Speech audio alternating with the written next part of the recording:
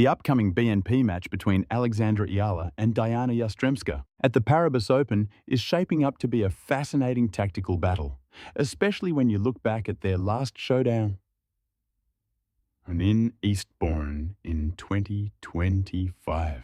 In that contest, Eala took a convincing 6-1, 6-2 win, mostly by completely shutting down Yastremska's aggressive playing style. Her fantastic return game dismantled Yastremska's serve, forcing the Ukrainian player into longer rallies, where Eala's consistency and footwork gave her a definite edge. From a technical perspective, the main showdown is between Eala's counterpunching and Yastremska's first strike offense. Eala really excels at drawing out rallies using her left-handed angles to make opponents run all over the court.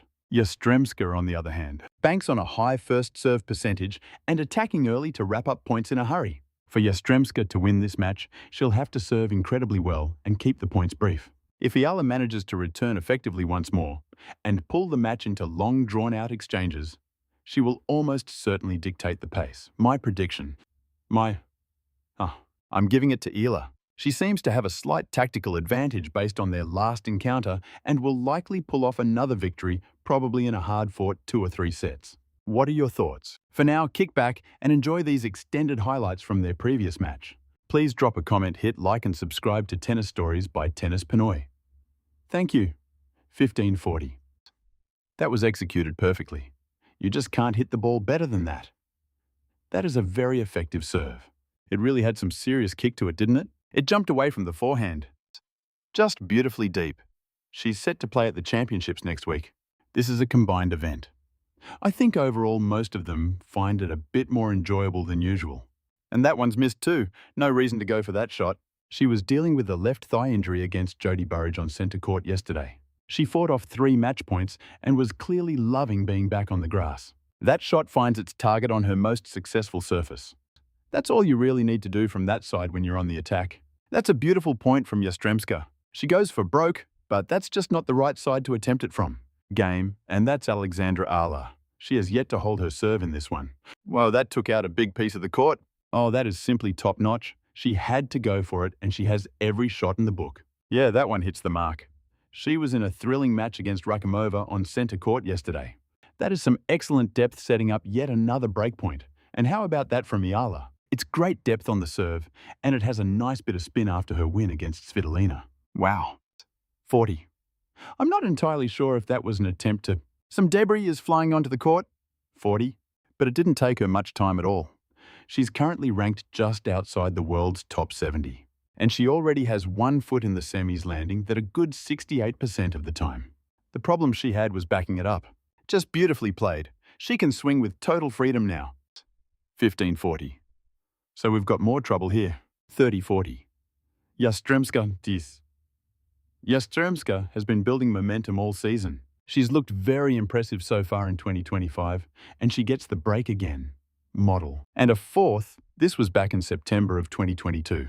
That's when Eala became the very first. She needed to have much better footwork on that one. 15. What an absolutely incredible shot. 304 points. That's the second time we've seen a nearly identical backhand in this game, isn't it? And that just adds to the unforced error tally. Oh yeah, that's just a beautiful serve. That shot alone is worth the price of admission. Advantage. Wow, that's a shot we haven't seen from her before. And just like that, she puts another game on the board. She'd go on to lose to Coco Gauff in the second round at the Madrid Open, even after winning the opening set 6-love against the American. 50 earlier this year, after finishing as the runner-up at the Linz Indoor Tournament, trying to win 3 WTA Tour singles titles. But she ends up conceding yet another one. Her serve's been broken 5 times. She still hasn't held. And unfortunately for her, she just hasn't managed it. Okay, watch where this one comes in.